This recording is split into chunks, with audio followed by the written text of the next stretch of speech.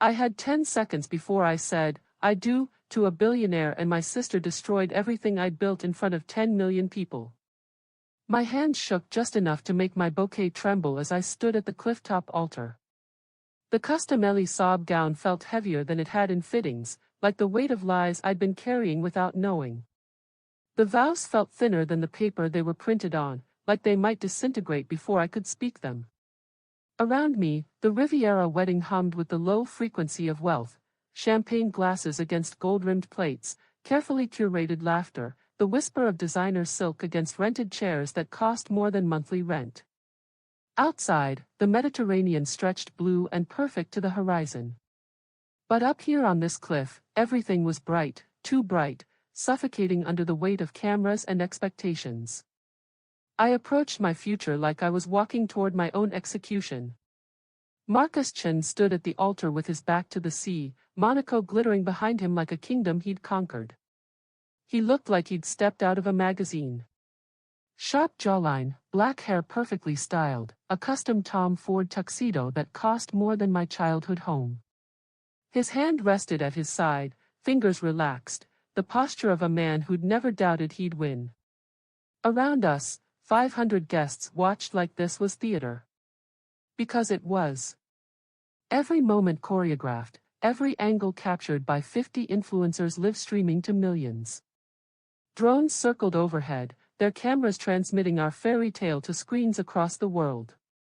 Beside the altar, my bridesmaid Sophie held my backup bouquet, her phone angled to capture my face for her 3 million followers. Her diamond bracelet caught the sunlight, throwing fractured rainbows across the white carpet I was supposed to walk down. She looked like a woman celebrating her best friend's happiness. She wasn't. 10 minutes ago, I'd seen her texting someone. She still doesn't know. This is going to be incredible content. But I wasn't looking at Sophie anymore. I was looking past the guests, past the security guards in suits, past the perfectly arranged roses that had been flown in from Ecuador. I was looking at Claire. My sister stood at the edge of the venue, stopped by security, holding a microphone she'd stolen from a videographer. Her jeans were wrinkled, her shirt had a coffee stain, and her face was streaked with makeup that couldn't hide 3 years of grief. She looked nothing like the glossy, filtered world I'd built around myself. She looked real. And she was about to tell 10 million people who Marcus Chen really was. The officiant began, "Dearly beloved, we are gathered here." Stop. Claire's voice cut through the ceremony like a blade through silk. Security moved toward her, but she was faster, raising the microphone, raising her phone, raising the evidence that would burn my Cinderella story to ash. "Before my sister marries this man," she said, her voice shaking but amplified across every live stream, every broadcast, every screen watching us, "you all need to know who Marcus Chen really is."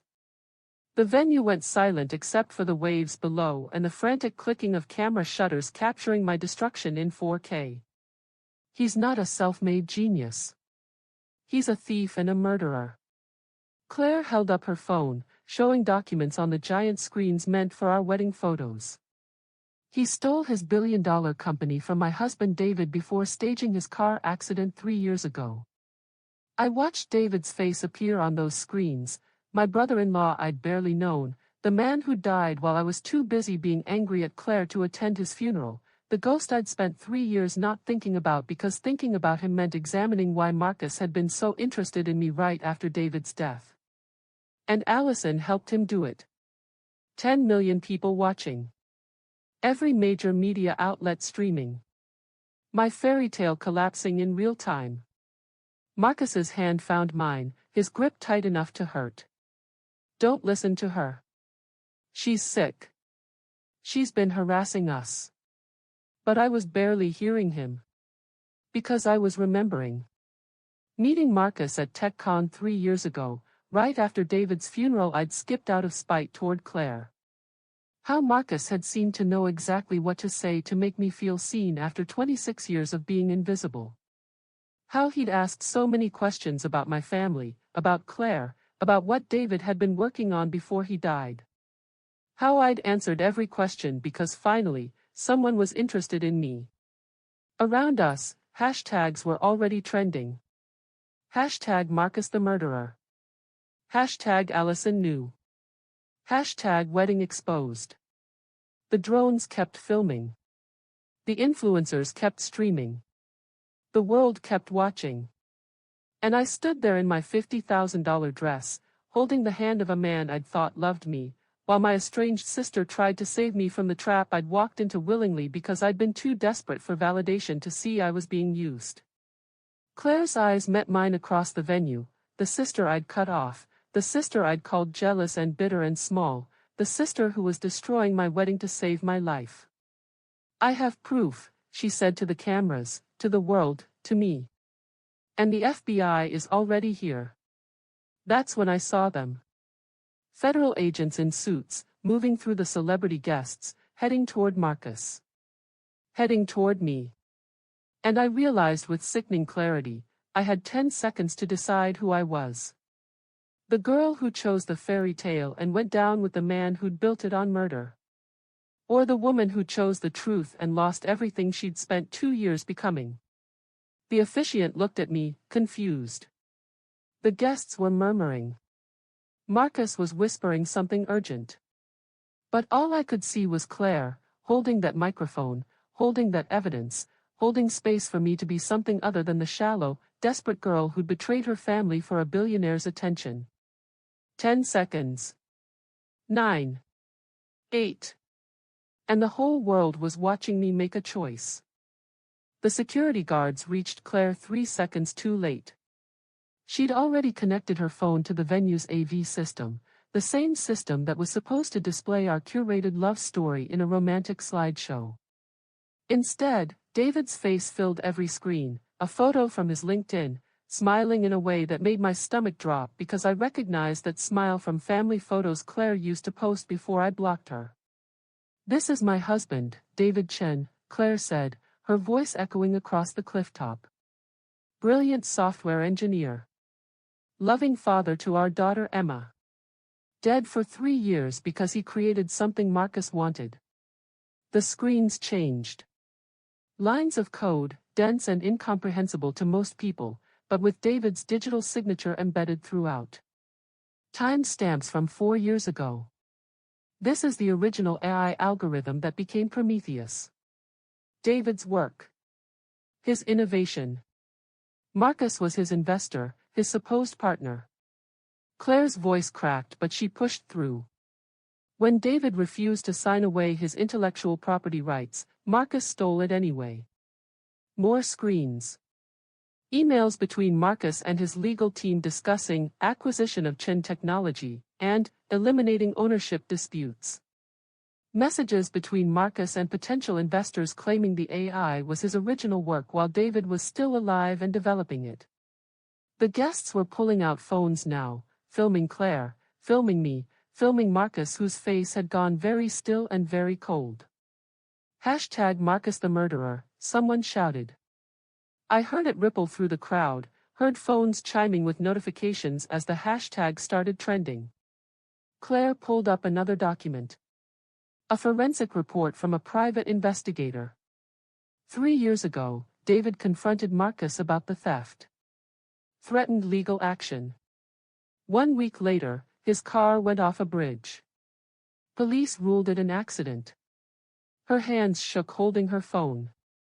But the brake lines had been cut. Someone staged it. And Marcus launched Prometheus 3 months later using David's stolen code. The screens showed news articles about David's death, about Marcus's sudden rise, about the revolutionary AI that made him a billionaire. The timeline was damning. "Ms. Reed, I need you to step away from the equipment." A security guard reached for Claire's arm. "I'm not done." She pulled up one more file. Screenshots of text messages between Marcus and me from 3 years ago. Innocent messages where I'd mentioned Claire's family, David's work, what projects he was excited about. And my sister provided the intelligence. Asking me about David's schedule, his projects, his plans, all while pretending to care about reconciling. Then she started dating Marcus 2 weeks after David's funeral. That's not, I started, but my voice died. Because I remembered those texts. Remembered Marcus asking casual questions about my family. Remembered thinking he was just trying to know me better, to understand the sister drama I complained about. FBI. Nobody move. 4 agents in windbreakers pushed through the crowd. The lead agent held up a badge. Marcus Chen, we have a warrant for your arrest in connection with the death of David Chen and theft of intellectual property. The venue erupted. Guests screaming, influencers narrating live, cameras swinging between Marcus, Claire, the FBI, and me standing there in my $50,000 dress watching my wedding become a crime scene. Marcus's hand was still gripping mine, his voice low and urgent in my ear. Don't say anything. Not one word. My lawyers will handle this. Allison, look at me. But I was looking at the screens. At David's code. At the timeline of his death and Marcus's rise. At my own text messages weaponized as evidence of conspiracy. Mr. Chen, you have the right to remain silent. The Miranda rights echoed across speakers meant for our first dance song. Handcuffs clicked onto Marcus's wrists, the same wrists I'd been about to pledge my life to. Allison. Sophie grabbed my arm, her phone still streaming. Allison, did you know? Tell everyone you didn't know. But I couldn't speak. Could barely breathe. Because across the venue, Claire was staring at me with an expression I couldn't read. Not triumph. Not anger. Something that looked like desperate hope that I'd prove I wasn't the person her evidence suggested. My phone was vibrating with notifications. Thousands of them. Twitter mentions, Instagram comments, texts from numbers I didn't recognize. I looked down at the screen through my veil. Hashtag Allison New was trending #2 globally, right below hashtag Marcus the Murderer. 10 million people had watched my wedding become an arrest. And now they were all deciding whether I was a victim or an accomplice. The FBI agent turned to me. Ms. Reed, we're going to need you to come with us for questioning. Not, Mrs. Chen. Because the wedding had stopped before I could say, I do. I wasn't a wife.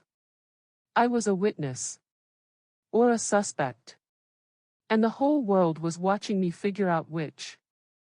The FBI converted the wedding reception tent into an interrogation space, while 50 influencers live-streamed the whole thing from behind velvet ropes security had hastily erected. Marcus sat at what should have been the head table, still in his tuxedo, a federal agent on each side. His lawyers had materialized within minutes, 3 of them in matching suits, creating a wall between Marcus and the cameras that kept filming anyway. My client has no comment at this time, the lead attorney repeated for the 5th time. These accusations are baseless harassment from a grieving widow who's been unable to accept her husband's tragic accident. Accident? Claire's voice cut across the tent. She stood 20 feet away, still holding her phone like a weapon. Is that what you're calling murder now? Agent Morrison, the woman who'd arrested Marcus, turned to Claire. Ms. Chen, please let us handle this. Handle it? I've been trying to get someone to handle this for 3 years. Claire's voice broke. I gave you everything months ago. Why are you only arresting him now? Because 10 million people are watching? The agent's silence was answer enough. I sat at a table in the corner, still in my wedding dress, watching my life dissected in real time while phones captured every angle. Sophie had tried to sit with me until I'd told her to leave. She'd looked hurt, then repositioned herself for a better camera angle and started an Instagram live titled, Exclusive, Inside the Wedding Arrest. Ms. Reed? A younger FBI agent approached, holding a tablet. I'm Agent Chen, no relation. I need to ask you some questions. Am I under arrest? Not at this time. But we need to understand your relationship with Mr. Marcus Chen and your late brother-in-law. I barely knew David. Claire and I weren't speaking. Because of Marcus? The agent pulled up something on the tablet. According to your sister, you two had a falling out around the same time you met Mr. Chen. 3 years ago. I tried to remember. The details were fuzzy, clouded by champagne brunches and yacht parties and the intoxicating rush of going from nobody to somebody overnight. We fought about. I don't remember exactly. Family stuff. She says you fought because she told you Marcus was asking inappropriate questions about David's work. That she warned you he was using you. The memory surfaced like something drowning. Claire's voice on the phone, angry and scared. He's not interested in you, Ali. He's interested in David's AI project. Why else would a billionaire tech investor suddenly want to date a barista? I'd hung up on her. Blocked her number. Posted an Instagram story about toxic family members who couldn't handle your success. I thought she was jealous, I whispered. Claire appeared beside the agent, her face harder than I'd ever seen it. Can I show her? She needs to see what she did. Agent Chen nodded. Claire pulled up her phone, showing me screenshots I recognized, my own text messages from 3 years ago. Casual conversations with Claire during the brief window before our falling out, back when I'd still been trying to maintain our relationship while dating Marcus. March 15th, 3 years ago, Claire read. You asked me, how's David's big project going? Marcus mentioned something about AI and I thought of David's work. I told you David was close to a breakthrough, that he was meeting with investors that week. I remembered typing that message. Remembered thinking I was being nice, showing interest in my brother-in-law's career. March 18th, did David decide on that investor? Marcus said the AI space is really competitive right now. I told you David was meeting with Marcus's company but had concerns about the terms. My stomach dropped. March 22nd, is David still worried about the investor thing? Marcus says intellectual property issues are common, nothing to stress about. I told you David was consulting with a lawyer because Marcus's team wanted full ownership of the code. Claire's hands shook as she scrolled. Every question you asked, I answered because you were my sister. Because I trusted you. And you told Marcus everything. I didn't know. Didn't know what? That you were dating my husband's business partner? That maybe you shouldn't be discussing his confidential projects with your billionaire boyfriend? Her voice cracked. 1 week after our last conversation, David died. 3 months after that, Marcus launched Prometheus using David's stolen code. 6 months after that, you posted an engagement announcement calling Marcus your soulmate. The tent had gone quiet except for the waves and the clicking of cameras capturing my face as I processed what I'd done. I thought I was just making conversation, I said. I thought Marcus was interested in my family because he cared about me. He was interested in your family because we had something he wanted to steal. Claire leaned closer, her eyes searching mine desperately. Did you know, Ali? Did you know what he was going to do? Around us, millions of people waited for my answer. The cameras captured every micro-expression. Marcus's lawyers were conferring urgently.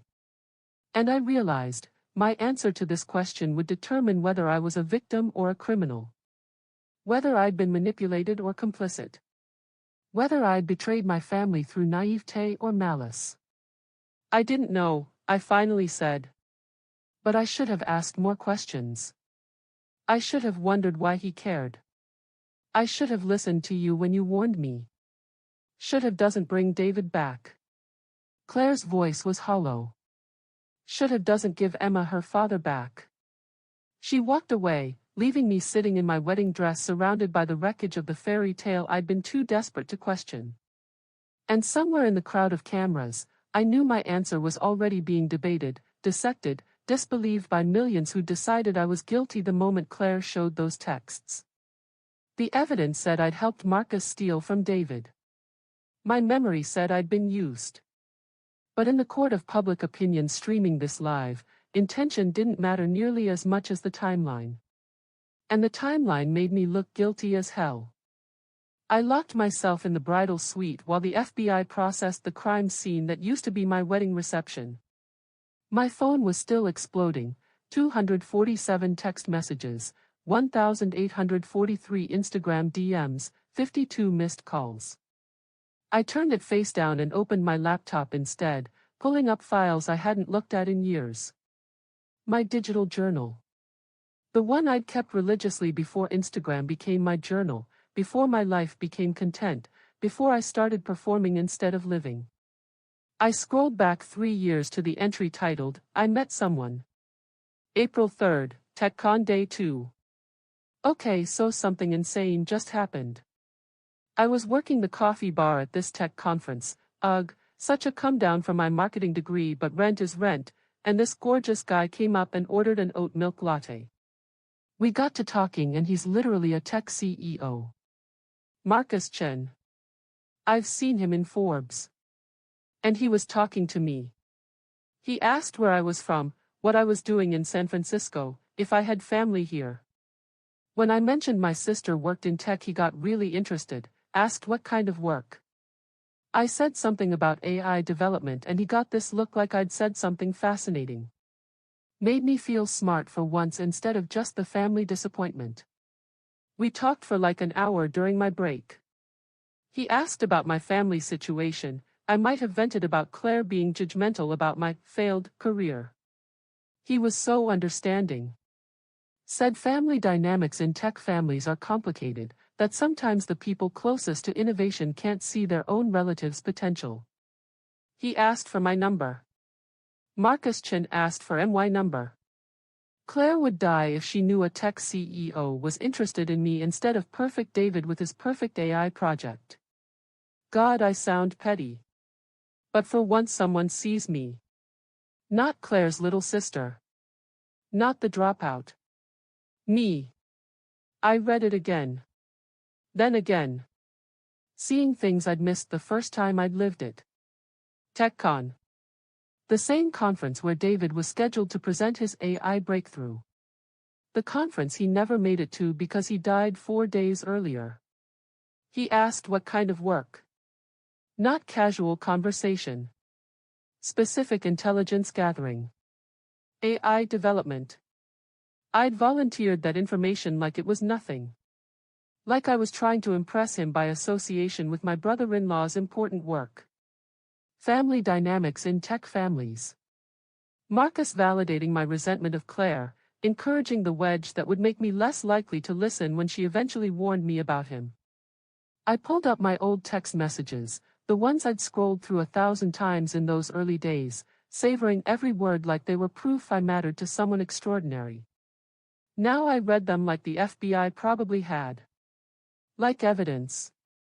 Marcus, hey, it's Marcus from the conference. Really enjoyed talking with you. Would love to continue the conversation over dinner? Me, definitely. Still can't believe you're interested in a barista, lol. Marcus, I'm interested in interesting people.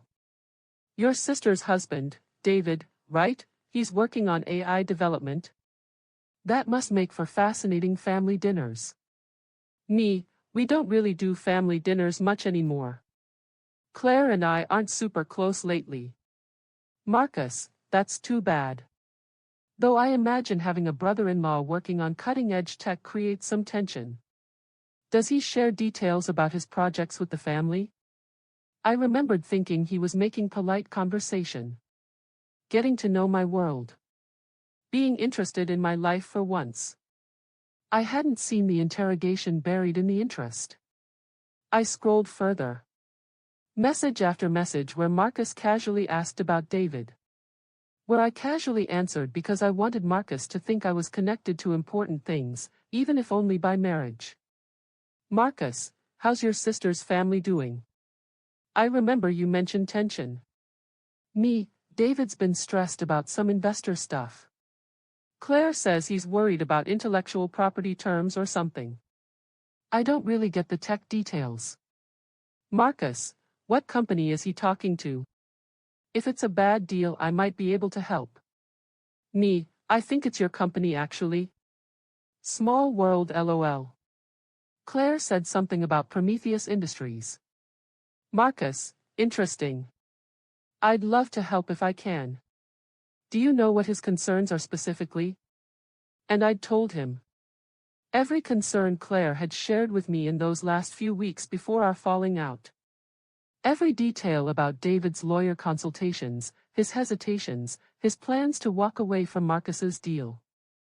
I'd handed Marcus the intelligence he needed to know exactly what David planned to do. And 4 days later, David was dead. I ran to the bathroom and vomited into the toilet, the Ellie sob gown bunching around me on the marble floor. When I could breathe again, I pulled up our first photo together. Posted to my Instagram 3 weeks after we met with the caption, "Sometimes magic happens when you least expect it sparkles." We were at a cafe, Marcus's arm around me, both of us smiling. I remembered the moment. Remembered feeling seen, chosen, special. Now I looked at his expression and saw something else. The smile of a hunter who'd successfully baited his trap. I'd thought I was Cinderella. I was just reconnaissance wrapped in a romantic narrative. Every magical moment had been calculated. Every intimate question had been intelligence gathering. Every time he'd made me feel special, he'd been extracting information about the man whose technology he was planning to steal. And I'd given him everything he needed because I'd been too desperate to be somebody to realize I was just a somebody useful.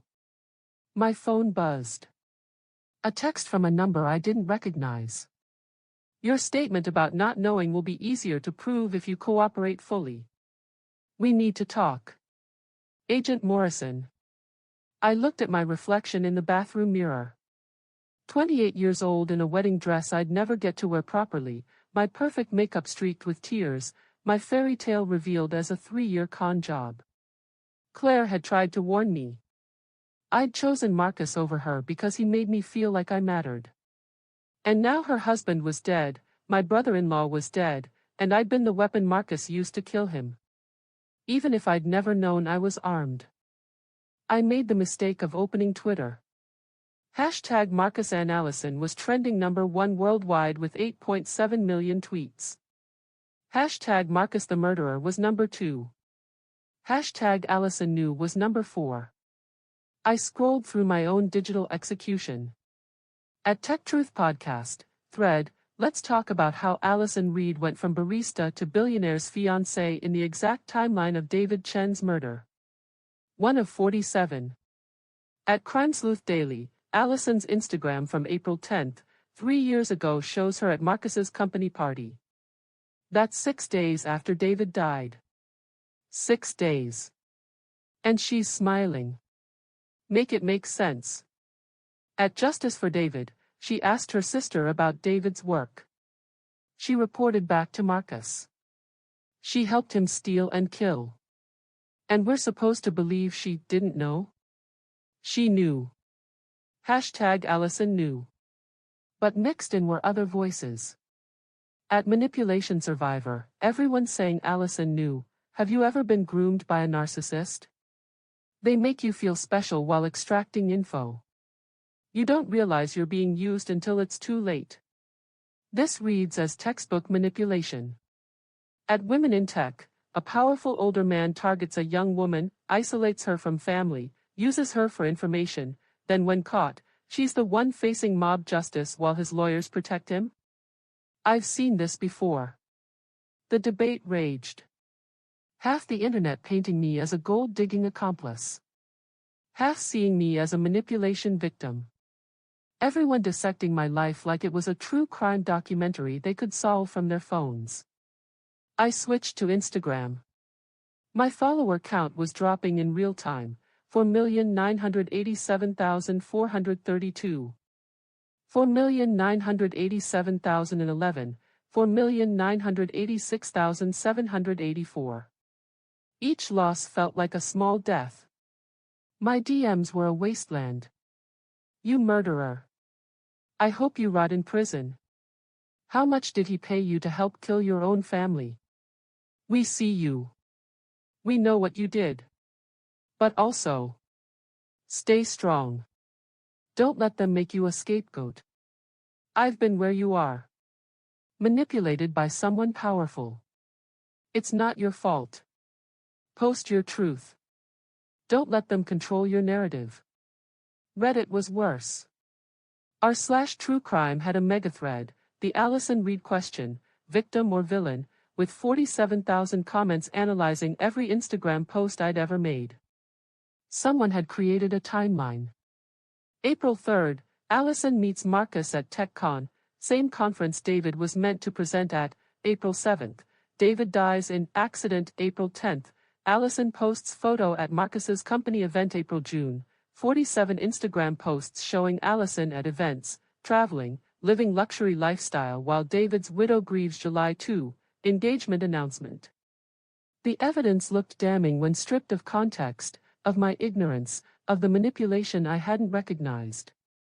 TikTok was a nightmare of armchair lawyers. At Legal Talk, could Allison be charged? Let's break down accessory laws. If prosecutors prove she knowingly provided information that facilitated theft and murder, yes. But proving knowledge is the key. Her defense will argue manipulation. Prosecution will argue willful blindness. This will come down to her texts and whether a jury believes she was really that naive. 2.3 M likes. At True Crime Babes, her Instagram aesthetic was luxury life, while her sister was burying her husband. That's not ignorance. That's sociopathy. Hashtag Allison knew, 892K likes. My phone rang. My publicist, Sienna.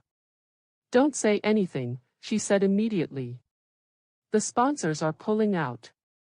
All of them. Cartier, Dior, Audi, everyone. Your Instagram value just dropped to 0. Actually, negative. Brands are scrubbing you from their feeds. Sienna. Sophie's team just issued a statement distancing her from you. Says she had concerns about your relationship with Marcus but stayed quiet out of loyalty. She's positioning herself as the friend who tried to warn you. That's not true. She never said anything. Doesn't matter what's true. Matters what plays well. She's got 3 million followers who'll believe her version. A pause. Allison, I have to drop you as a client. My firm can't be associated with this. I'm sorry. She hung up. My best friend texted, I can't be seen with you right now. My brand can't survive this association. I hope you understand. Another former friend, did you really not know? Because those texts look really bad, Allie. My mother finally called, are you coming home? The paparazzi are camped outside our house. Your father's firm is getting calls. Allison, what did you do? I didn't do anything. I didn't know. Well, everyone thinks you did. And I don't. I don't know what to believe anymore. She hung up before I could respond. I tried to leave the bridal suite to get air, opened the door to 15 paparazzi who'd bribed hotel staff for my floor number. Allison. Did you help Marcus murder your brother-in-law? Allison. Will you testify against him? Allison. Are you a victim or a villain? How does it feel to be the most hated woman in America? I slammed the door, heart racing. I couldn't leave. Couldn't post. Couldn't stay silent. Every choice was wrong. My phone buzzed with a Twitter notification. Someone had created at Allison Truthbot, an account dedicated to cataloging every suspicious thing I'd ever posted. It had 400,000 followers already. I was being tried and convicted in real time by millions of strangers who decided they knew my guilt better than I knew my own innocence. And the scariest part? I was starting to wonder if they were right. If maybe I had known, on some level. If maybe I'd chosen not to see because the alternative meant losing everything I'd finally become. The mob wasn't just outside my door. It was inside my head, making me doubt my own memories, my own intentions, my own innocence. And Marcus's lawyers were probably counting on exactly that. The knock came at 2 a.m. I'd been awake anyway, watching my follower count drop and refreshing news articles that called me everything from manipulated victim to criminal mastermind.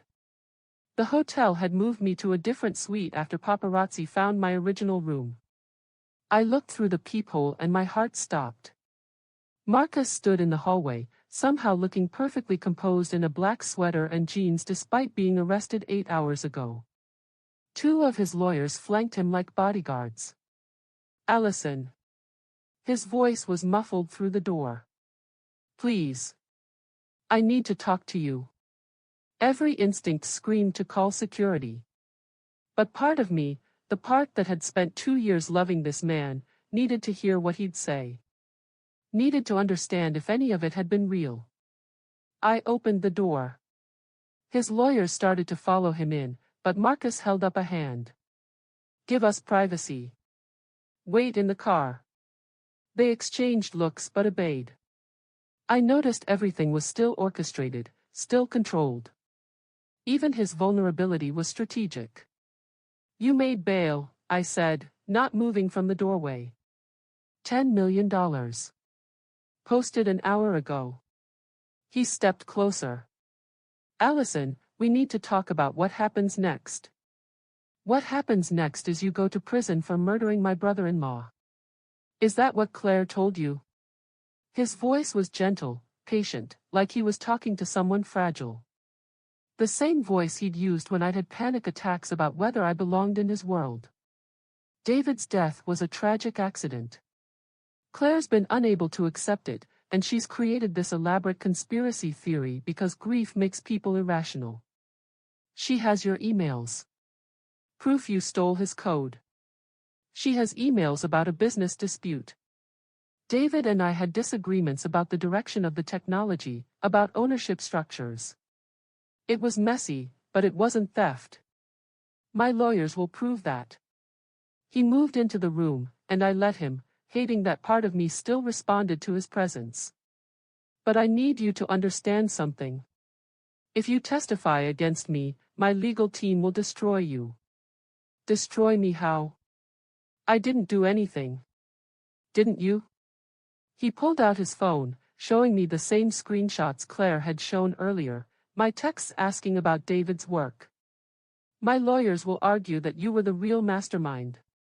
That you seduced me to get access to David's technology. That you fed me information specifically to help me steal it. That you orchestrated everything, and now you're turning on me to cut a deal with prosecutors. That's insane. No one would believe that. Really? Check Twitter. Half the internet already thinks you knew. My lawyers will just give them the narrative they're already building. He sat on the edge of the bed, looking tired for the first time since I'd known him. Vulnerable. They'll paint you as the jealous younger sister who resented Claire's perfect life. Who saw an opportunity to destroy David's career and seduce a billionaire in the process. They'll say you came to me at TechCon, not the other way around.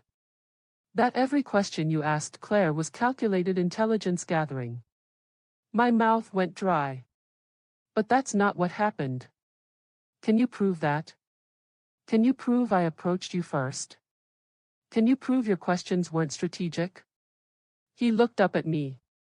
Allison, the truth doesn't matter.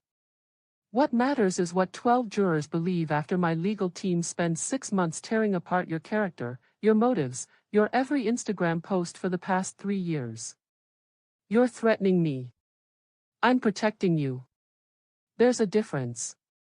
He stood, moving closer. We're not legally married yet, but we can be. Tomorrow. A small ceremony, just us and lawyers. Spousal privilege means you can't be forced to testify against me. My legal team protects you. We face this together, and when it's over, when Claire's conspiracy theory falls apart, we have everything back. The company, the lifestyle, the life we planned. The life built on a dead man's work. The life built on technology one developed, he corrected gently. That my lawyers will prove I developed. David was a contributor, yes. But the revolutionary breakthrough was mine. The courts will confirm that. He touched my face, and I hated that I didn't immediately pull away. I love you, he said. I chose you because you're brilliant and beautiful and you understand what it takes to build something extraordinary. Everything I told you about us, that was real. The business with David was separate. Unfortunate. But separate from what we have. Did you kill him? No. He didn't blink, didn't hesitate. I swear to you, his death was an accident. A tragic, terrible accident that I've felt guilty about ever since because of our business disputes. But I didn't kill him. I searched his face for the lie. Couldn't find it. But I'd also never seen his manipulation before, so maybe I was just blind. What if I testify against you anyway? I asked. His expression shifted, just for a moment. Cold. Calculated. Then the warmth returned. Then my lawyers will make sure you go to prison too. And Claire loses her sister the same way she lost her husband. He moved to the door. You have 48 hours to decide. Stand with me, or face this alone. But either way, you're in this now. The only question is whether you're destroyed trying to escape or protected staying by my side. He left, and I stood in the empty suite understanding what he'd really said. I was trapped. Guilty by association if I stayed. Guilty by prosecution if I left. And somewhere in Monaco, millions of people were still watching, still judging, still deciding my fate before I could. I hired defense attorney Rebecca Nguyen at 7 a.m. because she was the first lawyer who answered her phone and didn't immediately ask if I was guilty. I need to know the truth, I told her. All of it. Even if it destroys me. By noon, she'd brought in a private investigator named Jake Martinez, former FBI, specialized in white-collar crime. They set up in my hotel suite with laptops and files that made my stomach turn just looking at them. Let's start with how you met Marcus, Rebecca said, pen poised over her legal pad. I told her the story I'd been telling for 2 years. The coffee bar. The chance encounter. The magical connection. Jake pulled up something on his laptop. TechCon April 3rd, 3 years ago. You were scheduled to work the coffee bar from 9 a.m. to 5 p.m., correct? Yes. How do you? Marcus's calendar, obtained through Discovery. He had you scheduled. Jake turned the screen toward me. An Outlook calendar entry, 9:47 a.m., coffee bar, East Pavilion. Read. The room tilted. That's not possible. That was a chance meeting. Marcus's assistant scheduled it 3 weeks in advance. Jake pulled up more documents. He'd been tracking your social media since February. We found screenshots of your Facebook, Instagram, Twitter, all saved to a shared drive labeled Background Research. Rebecca showed me printouts. My own social media posts, captured months before I'd met Marcus. My argument with Claire about missing another family dinner. My post about feeling stuck in a dead-end job. My bitter comment on Claire's photo of David, some of us didn't marry our career prospects. He knew you resented Claire, Rebecca said gently. He knew about your family dynamics, your insecurities, your schedule. He engineered the meeting down to the minute you'd be on break and emotionally vulnerable. But why? There are millions of women. Why target me specifically? Jake pulled up another file. Because you were Claire Chen's sister. David's sister-in-law. Someone with legitimate access to family information who wouldn't realize she was being mined for intelligence. He showed me Marcus's communications with an associate, need access to Chen family intel. Wife too loyal. Brothers dead. Sister-in-law estranged and resentful. Perfect target. Will initiate contact April. I ran to the bathroom and dry heaved into the toilet. Nothing came up. I hadn't eaten since the wedding. When I came back, Rebecca had more. We found 2 other women with similar patterns. Jessica Park, dated Marcus 18 months before you. Her brother worked at a semiconductor company Marcus was trying to acquire. After the acquisition closed, Marcus ended the relationship. She showed me photos. Jessica at events with Marcus, smiling the same smile I'd worn. Looking special, chosen. Then Instagram posts after the breakup. Sometimes you realize you were just convenient. And Keisha Williams, Jake continued. Dated Marcus 3 years before that. Her father was on the City Planning Commission reviewing permits for Marcus's first office building. Relationship ended 1 week after permits were approved. He showed me Keisha's Twitter thread from 2 years ago. PSA, if a rich guy suddenly shows interest and asks lots of questions about your family's work, run. You're not special. You're useful. There's a difference. The thread had 47 retweets and 203 likes. Not enough to go viral. Not enough for me to have seen it when I was falling for the same trap. Did either of them report this? I asked. Jessica tried. No one believed her. Rich guy's word against an ex-girlfriend who seemed bitter. Rebecca's expression was grim. Keisha was too embarrassed to come forward until now. She's willing to testify about the pattern. A pattern of what? Strategic dating isn't illegal. No. But combined with the code theft, David's death, and your unwitting intelligence gathering, it establishes Marcus's method. He's a predator who weaponizes relationships to get what he wants. Jake leaned forward. Allison, you need to understand, you were never his girlfriend. You were an asset. The entire relationship was an intelligence operation. I thought about every intimate moment. Every time he'd made me feel seen. Every gift, every trip, every whispered promise. Was any of it real? I heard myself ask. Does it matter?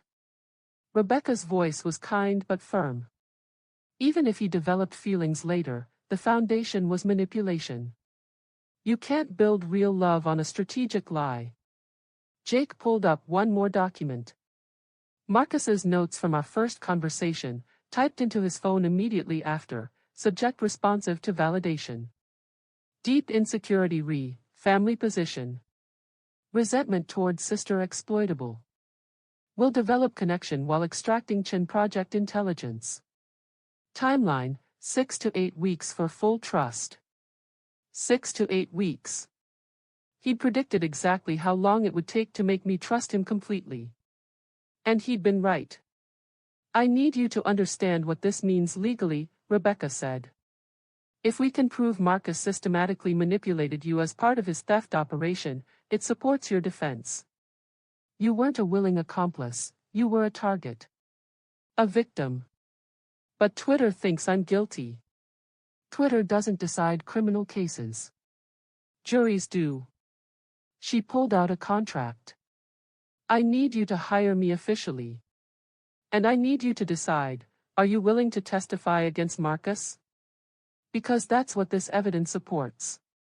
You as a victim witness, not a co-conspirator. I looked at the files spread across the table. My entire relationship reduced to strategic planning documents.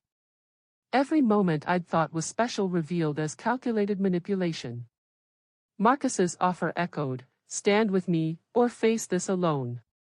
But I wasn't alone anymore. I had proof that I'd never been his partner. Just his tool. And tools don't go to prison for how they're used. I'll testify, I said.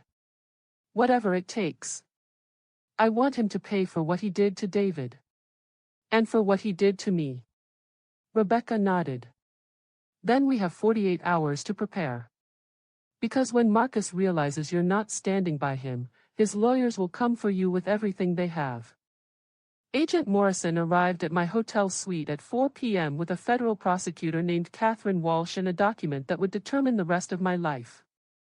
Ms. Reed, we're prepared to offer you full immunity in exchange for your cooperation, Walsh said, sliding the agreement across the table. She was younger than I expected, sharp-eyed and direct.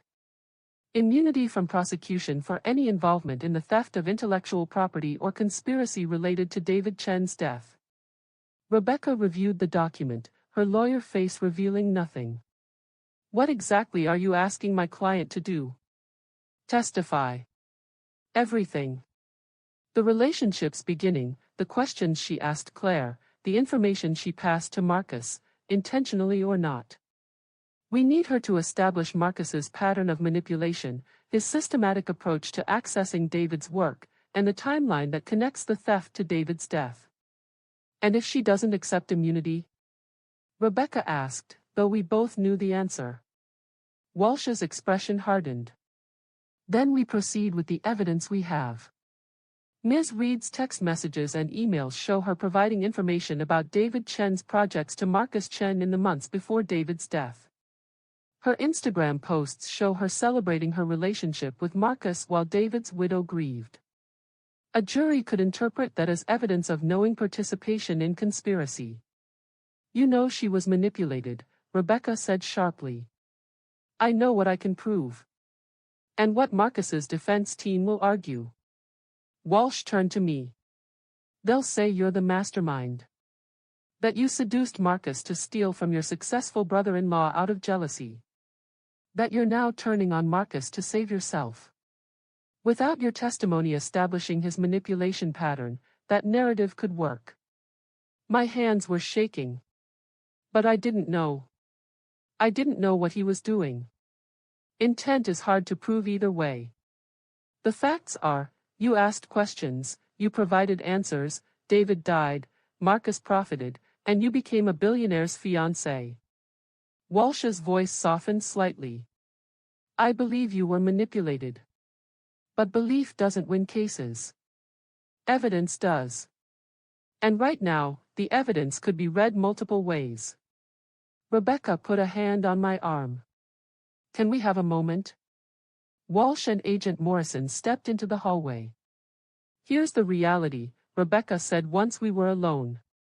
You testify with immunity, you walk away criminally clean but publicly destroyed. The influencer life is over. The sponsors are gone. You'll be the woman who was manipulated by a billionaire. Half the country will see you as a victim, half will see you as complicit regardless of the verdict. You'll have your freedom but nothing else. And if I don't testify? If you stay loyal to Marcus, his lawyers protect you but you risk prosecution if they can't prevent charges. If you try to stay neutral, you lose both, no protection from Marcus's team, no immunity from prosecution. She looked at me directly. There's also option 3, refuse immunity, hire your own team, fight both Marcus and the prosecution. But that costs millions you don't have and risks decades in prison if you lose. So my choices are, testify and be destroyed publicly, or stay silent and maybe go to prison. Essentially, yes. My phone buzzed. A news alert, breaking, sources say Allison Reed has 48 hours to decide whether to testify against Marcus Chen. DOJ deadline Friday 5 p.m. I watched in real time as the story exploded. CNN ran a countdown clock, 48 hours, the Allison Reed decision. Twitter erupted. At True Crime Daily, Allison Reed has 2 days to choose, loyalty to a suspected murderer or immunity. What would you do? Vote below. At Legal Minds Pod, this is the most public prosecutorial decision in modern history. 10 million plus watching a woman decide her entire future in real time. At Betting Odds Now, current odds on Allison Reed testifying, 3:1 yes. Hashtag Allison decision. They were betting on my life. Taking odds on whether I'd choose integrity or loyalty like it was a sporting event. Rebecca showed me her phone. It's everywhere. Every news show, every social media platform. The entire world is waiting to see what you do. Why does everyone care so much? Because it's the ultimate moral question playing out in public. Do you save yourself by testifying against someone you loved? Do you stay loyal to someone who maybe murdered your family? Do you trust the system that's offering you immunity or the billionaire offering you protection? She set down her phone. You're living what everyone wonders they'd do in your position. That's why they can't look away. Walsh knocked and re-entered. Ms. Reed, I need an answer by Friday at 5 p.m. After that, the offer expires and we proceed with or without your cooperation. 48 hours, I repeated numbly. 48 hours for you to decide who you are, Walsh said. The woman who was manipulated and is brave enough to admit it. Or the woman who stays loyal to a man who used her to commit murder. The justice system will treat you very differently depending on which you choose. After they left, I sat in the silent suite watching the countdown clock on CNN. 47 hours 23 minutes and 14 seconds, 47 hours 23 minutes and 13 seconds. 47 hours 23 minutes and 12 seconds. My phone exploded with messages. My mother, whatever you decide, make sure you can live with it. Sophie, girl, take the immunity. Don't go down for a man. Unknown number, snitches get stitches. Think about that before you betray Marcus. Another unknown, your testimony could give my sister justice. Please. He killed her husband too. Please testify. I turned off my phone and stared at the immunity agreement. 48 hours to choose between the woman I'd been, desperate for validation, willing to ignore red flags for luxury, and the woman I might become. And millions of people watching to see which I'd pick. The countdown continued. And I still had no idea what I'd do when it reached 0. The press conference was scheduled for Friday at 4 p.m., 1 hour before my immunity deadline expired. Marcus's team had called their own for 3:30 p.m. Dueling narratives. Competing truths. The world forced to choose who to believe in real time. I watched Marcus's conference on the hotel TV while Rebecca helped me prepare. He stood at a podium in a perfectly tailored suit, his lawyers flanking him like sentries, looking every inch the successful CEO being persecuted by a delusional ex and an overzealous justice system.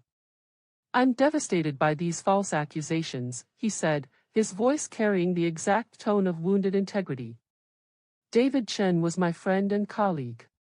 His death was a tragedy that I've grieved deeply.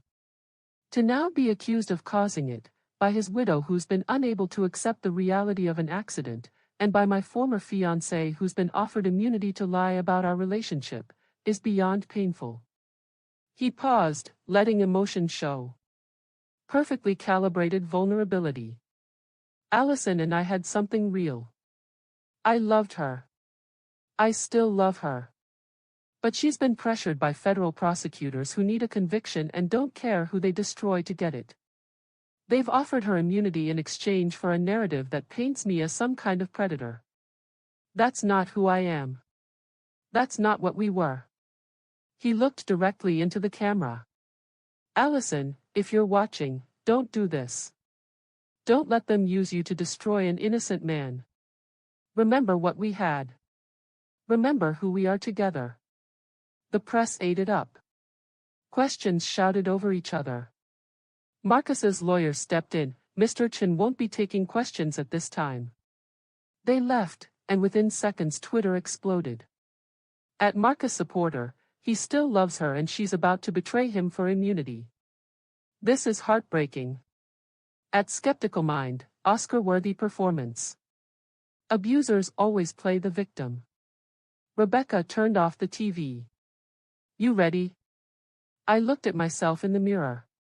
Jeans and a simple white blouse, the kind of outfit I used to wear slinging coffee in Ohio. No designer labels. No jewelry. No Instagram filter between me and the truth. I don't know, I admitted. You don't have to be ready. You just have to be honest. She handed me a folder. Notes if you need them. But speaking from the heart will be more powerful. We took a service elevator to avoid paparazzi, emerging into a hotel conference room packed with cameras. Hundreds of them. Every major outlet. Phones held high.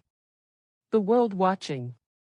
The countdown clock on CNN showed 47 minutes and 23 seconds. 47 minutes until my immunity expired.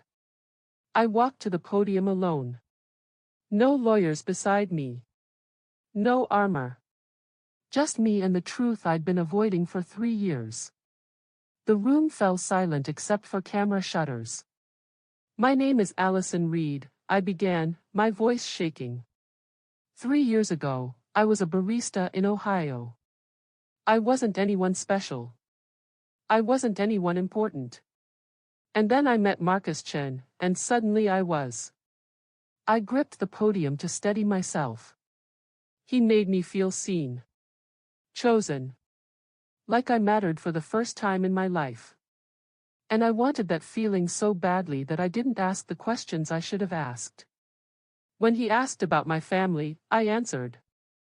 When he asked about my brother-in-law's work, I told him. When my sister Claire tried to warn me that something wasn't right, I chose Marcus's validation over her grief. Someone shouted a question. I kept going. I didn't know Marcus stole David's technology. I didn't know he was using me to access information about my family. I didn't know any of it. I paused. But I also didn't want to know. Because knowing meant losing the life I'd built. The influencer deals, the designer clothes, the fairy tale everyone was watching.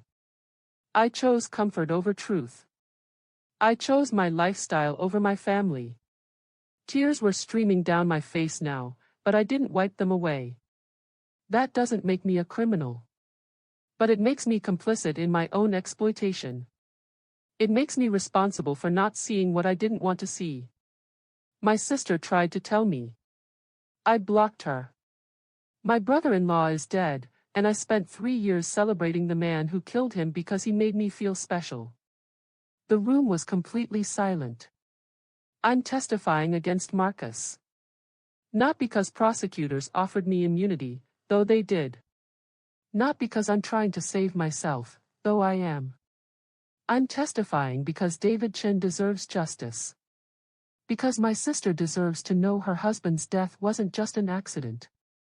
Because there are 2 other women Marcus manipulated the same way he manipulated me, and they deserve to be believed. I looked directly into the cameras.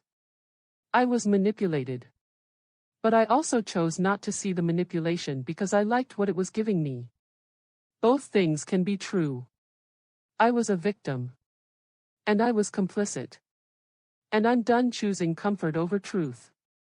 I'm done being the woman who values lifestyle over integrity. I'm done. I stepped away from the podium. Reporters erupted with questions. Will you reconcile with your sister? Do you still love Marcus? What happens to your influencer career? Are you afraid of retaliation? Rebecca appeared at my side, guiding me toward the exit. No questions. Ms. Reed has said what she came to say. In the car, I watched my phone explode. The press conference was already going viral. At Honest Voices, that's the most honest thing I've ever heard a public figure say. She admitted complicity while explaining manipulation. That's real accountability. At Marcus Defenders, she just threw an innocent man under the bus to save herself. Disgusting. At Justice for David, thank you. My uncle deserves this. Thank you for choosing truth. Rebecca's phone rang. Walsh, the prosecutor. She's accepting immunity, Rebecca said. We'll have the signed documents within the hour. She hung up and looked at me. You did it. You chose. I chose truth, I said. Now I have to live with everyone's interpretation of it. That's all any of us can do. The countdown clock hit 0. My immunity was secured. My influencer career was over. My relationship with Marcus was destroyed. But for the first time in 3 years, I'd chosen something that wasn't about how it looked. I'd chosen what was right. Even if it cost me everything. Even if half the world would never forgive me for waiting so long. I'd finally chosen truth. And that would have to be enough. 1 year later, I lived in a studio apartment in Portland that cost $1,200 a month, more than I could comfortably afford on a nonprofit salary, but it had good light and no one recognized me here. The trial had lasted 4 months. Every major network covered it. My testimony was the turning point, 3 days on the stand, recounting how Marcus had engineered our meeting, manipulated my insecurities, extracted information about David while making me feel special. The jury deliberated for 6 hours. Guilty on all counts: corporate espionage, voluntary manslaughter in David's death, the brake tampering had been proven, fraud, conspiracy. 35 years in federal prison. Marcus's face when they read the verdict was the last time I let myself look at him. No emotion. Just cold calculation, probably already planning appeals. Public opinion remained split. Half saw me as the victim who'd been brave enough to testify. Half saw me as the gold digger who'd gotten caught and turned on her meal ticket. I'd stopped reading the comments 6 months ago when I realized it didn't matter. I couldn't control how millions of strangers interpreted my story. I could only control who I chose to be going forward. I worked at a nonprofit called Authentic Voices, helping people who'd escaped manipulative relationships. Mostly I answered phones and filed paperwork. Sometimes I sat with women who'd been exploited by powerful men and said, "I believe you. I've been there." I had no social media presence. No Instagram, no Twitter, no TikTok. I deleted everything the day after the trial ended. 5 million followers erased like they'd never existed. Some days I missed it, the validation, the likes, the feeling of mattering to strangers. But mostly I felt relieved. No one was watching anymore. I could be nobody again. And nobody felt like freedom. Claire and I met for coffee every other Thursday. We'd been in family therapy for 8 months, slowly rebuilding what I'd destroyed. It was awkward, careful, painful. But it was real. Today we sat in a quiet cafe where no one cared who we were, and Claire showed me photos on her phone. David with their daughter Emma, who was 7 now. David at his desk, writing code. David laughing at something Emma had said. "He would have liked you," Claire said quietly. "The real you. Not the Instagram version." "I'm still figuring out who that is," I admitted. "That's okay. You have time." She hesitated. "Emma asked about you again. She wants to meet her aunt." My throat tightened. "Would that be okay? With you?" "I think so. When you're ready." "When we're ready." Claire closed her phone. "There's a documentary producer who wants to interview us. Big Netflix deal. They want to call it The Billionaire's Accomplice or something dramatic. Are you doing it?" "No." I told them David's death isn't content. Our family's pain isn't entertainment. She looked at me. "They'll probably ask you." "They already did." I said no. "Really?" I spent 2 years living for other people's validation, performing my life for millions who thought they knew me. I'm done being a character in someone else's story. I sipped my coffee, regular drip, not the $8 oat milk lattes I used to Instagram. I just want to be a person. A regular person who makes mistakes and tries to be better. No cameras. No narrative. Just life. Claire's eyes filled with tears. "That's all I ever wanted you to have." We sat in silence that felt comfortable instead of suffocating. Sisters who'd hurt each other learning how to be family again without the weight of performance, without the pressure of perfection. My phone didn't buzz. No notifications. No trending hashtags. No one was watching this moment or judging it or deciding what it meant. It was just two women drinking coffee, sharing grief and forgiveness in small, painful increments. Thank you, I finally said. For destroying my wedding. For saving me from myself. Thank you for choosing truth, Claire replied. Even when it cost you everything. We finished our coffee and hugged goodbye, still awkward, still careful, but real. No cameras captured it. No one live-streamed our reconciliation. It happened in private, the way healing should. I walked back to my studio apartment past people who didn't know my name, didn't know my story, didn't care that I'd once had 5 million followers and a billionaire fiancé. I was nobody again. And nobody felt like the most honest thing I'd ever been. My phone rang. Unknown number.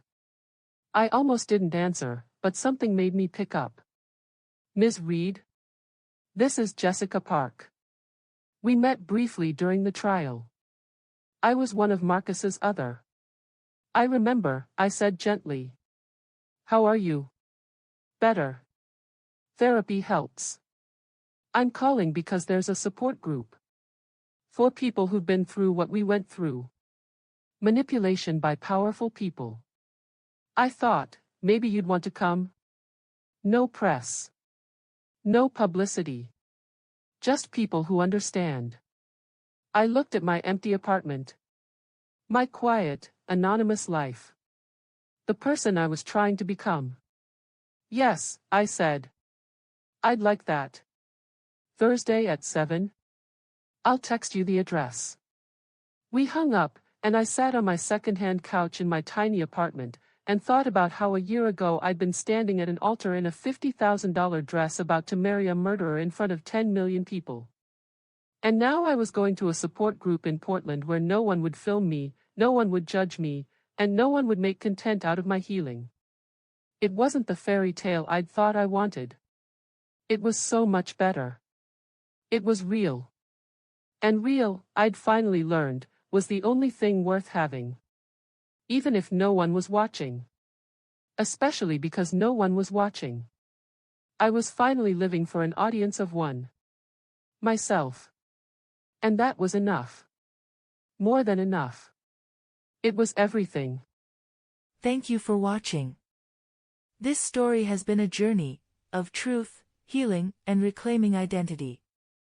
If it resonated with you, or made you think, feel, or reflect, please consider giving this video a like.